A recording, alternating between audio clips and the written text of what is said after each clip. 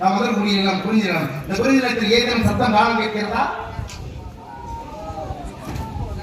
ஆளும் சோ இங்கினி சிறப்பு மணி சங்கம் யாருக்கோ வேறி மக்கள் குயில் குரல் சொல்லக்கூடிய தசனாக இருந்து சேர்க்கின்ற சரி விட தேவனை நீங்க சிங்கம் சொல்லிட்டு ஆரோலம் பாலிகள் ஒரு சீமாட்டி அந்த மலை வெத்தனை காட்டி கண்டிப்பாக நடத்திய தீர வேண்டும் ஒரு தமிழ் யுத்த போட்டி என்ற காரணத்தாலே இவள் எப்பேற்பட்ட அழகு பதுமை என்று கேட்டால் பாருங்க, மண்ணுக்குள்ள இருந்து ஒரு எரிபொருள் முதலாக கண்டெடுக்கப்பட்டது.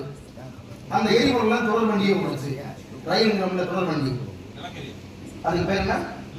நிலக்கரியை எடுத்து அனைத்து அறிவியலாளர்களும் ஒரு பட்டம் சுட்டினாங்க. என்ன பட்டம் தெரியுமா? கருப்பு தங்கங்கிற பட்டம் நிலக்கரிக்கு கொடுக்கப்பட்டது. அது போல மான மரியாதை காப்பாற்றணும்னா ஒரு விவசாயம் தான் மான மரியாதை காப்பாற்றணும். என்ன விவசாயம்? பருத்திங்கிற விவசாயத்தை செஞ்சோம்னா நூல் எடுத்து ஆடை நெய்து நம்மளுடைய மானத்தை மறைத்து காப்பாற்றப்படும். அப்படின்னா வெள்ளை தங்கங்கிற பட்டம் பருத்திக்கு கொடுக்கப்பட்டது. கருப்பு தங்கம் வெள்ளை தங்கம். மனிதன் ஒருத்தருக்கும் கருப்பு தங்கங்கிற பட்டம் கொடுக்கப்பட்டது. யாருக்கு? மதுரையில் பிறந்து நடிகராக வளர்ந்து கலியுகத்தின் கர்ண மகாராஜா. கிருதாயுகம், திரேதாயுகம், துவாபரயுகம், கலியுகம், மொத்த 4 யுகம். கிருதாயுகத்தில் நடந்த கதை கதை, திரேதாயுகத்தில் நடந்தது ராமாயணம், துவாபரத்தில் நடந்தது மகாபாரதம். மகாபாரதத்தை கர்ணனை பார்க்க முடியும். ஆனா கலியுகத்திலையும் கர்ண மகாராஜாவாக வாழ்ந்தவர் யாரு கேட்டா கேப்டன் விஜயகாந்த் அவர்கள். அவருடைய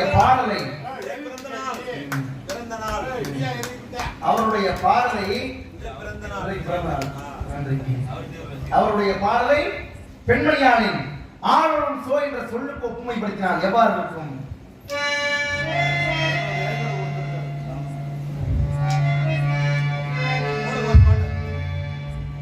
ஆரோலம்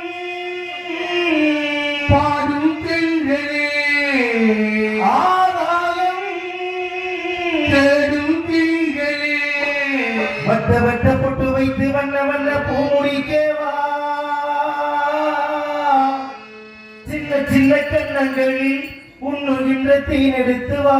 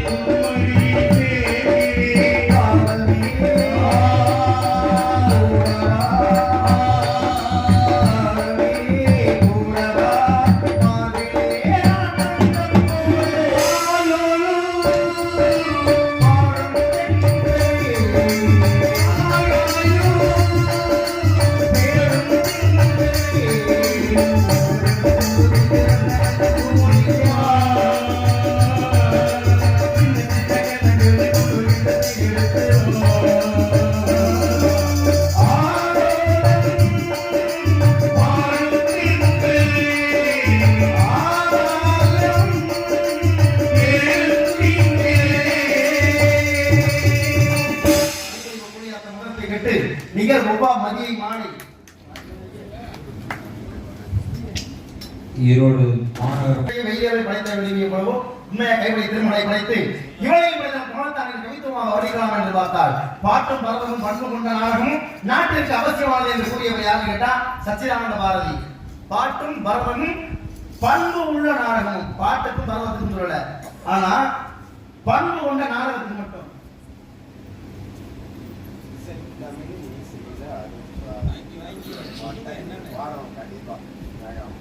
ராஜபாட் சந்தியம் ராஜபாட் சுந்தரம்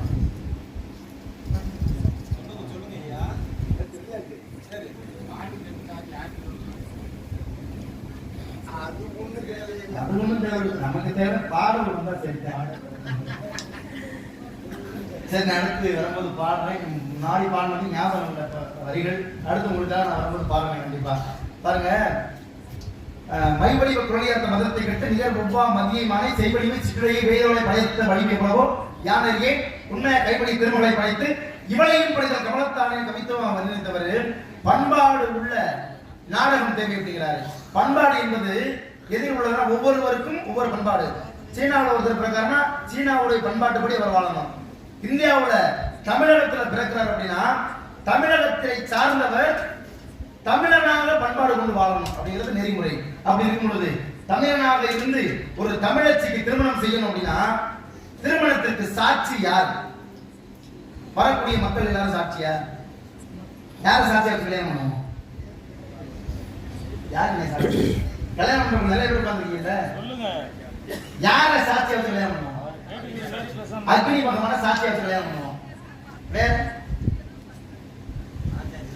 மனசாட்சி, வேற இன்னொன்னு. எல்லா ஊர்லயும் ஒரு பழக்கம் இருந்துச்சு. என்ன பழக்கம் தெரியுங்களா? ஆணை அரசு வச்சு கல்யாணம் பண்ற பழக்கம். ஆணை அரசு வச்சிருந்தாங்களா? மைய பகுதியில் பெரிய யானையும் இரு பக்கமும் குதிரையும் அரசாணை கலையத்தையும் வச்சு கல்யாணம் பண்ணணும். இன்னைக்கு ஏன் இல்ல? கொண்டு வர்றதில்லை இப்ப நம்ம. அதனால அவர்கள் அதை செய்பவர்கள் செய்யறதும் இல்லை. எல்லாம் மண்டபத்துல, வீட்டுல நடந்த கல்யாணம் கூட எல்லாம் மண்டபத்துல, முகூர்த்த காலம் நிறைய இடம் இல்லாம மண்டபத்துல ஒரு மூலையில சாத்தி ஒரு ஓரமா இருக்கு. அப்படின்னா பண்பாடு இல்லாத திருமணத்தை பண்ணி பண்பாடு இல்லாத வாழ்க்கையை வாழ்ந்து பண்பாடு இல்லாமே உலகை விட்டு போனால் பண்பாடுல இருக்கு என்ன மரியாதை? அதனால இன்றைக்கு வள்ளியுடைய திருமணத்திலாவது பண்பாட்டோட நடத்தணும். ஆணை அரசு வச்சு இப்ப பாருங்க, திருமணம் முடிஞ்சாச்சு. மணப்பெண் பெண்கள்லாம் பிறந்த வீட்டுக்கு திருமணம் பண்ண அன்னைக்கே போவாங்க. அந்த வழிக்கு பேருன்னா மறுவழி போறாங்கல்ல. போகும் பொழுது வரும் பொழுது வெறும் மண்ணை மட்டும் முன்னால முடிஞ்ச பிறந்த வீட்டு மண்ணை. ஆனா திருப்பி போகும் பொழுது ஒரு பொருளை கொண்டு போவா கையில. புருஷன் வீட்டுல தாலி கட்டி முடிச்ச பிறகு அன்றைக்கே மறுவழி போகும்பொழுது பெண் கொண்டு போவா வீட்டுக்கு. என்ன கொண்டு போவா? என்ன கொண்டு போயிருக்கீங்க? எங்க குழுக்களை நம்ம கொண்டு போல மறந்துட்டோம். இல்ல இன்னொன்னு கொண்டு போவாங்க, அரசாணி கலையங்கிறத கொண்டு போவாங்க. உடம்புல இருக்கு பேர் அரசாணி கலையம்.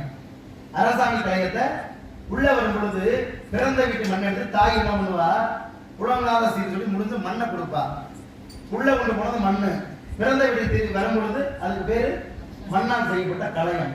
மகாலட்சுமிய கொடுத்துட்டேன், இருக்கிற அனைத்து மகாலட்சுமி நிரந்தரமா ஐயா கொடுத்துறாம மறுபடியும் புகுந்த பிறந்த வீட்டு மகாலட்சுமி பிறந்த வீட்டை விட்டு புகுந்த வீட்டுக்கு நான் மகாலட்சுமியா போறேன்னு மறுபடியும் கலசத்தை கொண்டு வச்சுட்டு போறான். மகாலட்சுமி பத்திரமா பாத்துக்கீங்க அப்படின்னு அரசாணி கலைஞ மகாலட்சுமி. அப்ப இது எங்கே உள்ளது அப்படின்னு கேட்டா அர்த்தமுள்ள இந்து மதம்ன்ற சடக்கு சம்பிரதாயம் உள்ளது. சரிங்களா? இதெல்லாம் மறந்துட்டு பண்பாடு இல்லாம திருமணம் பண்ணக்கூடாது. இன்றைக்கு வள்ளியே பண்பாட்டோட ஆணை அரசு வச்சு கல்யாணம் பண்ணணும் அப்படின்னு நான் ஆசைப்படுறேன். சம்மதிச்சா ஆணை அரசோட கல்யாணம். முருகனை பிடிக்கிற முரட்டுவாதம் முடிச்சா கல்யாணம். பாப்பனை கல்யாணம் எப்படி நடக்கிறதால் இந்த பெண்மணியாலை எவ்வாறு வர்ணிக்கலாம் என்று பார்த்தால் நாம் நேரம்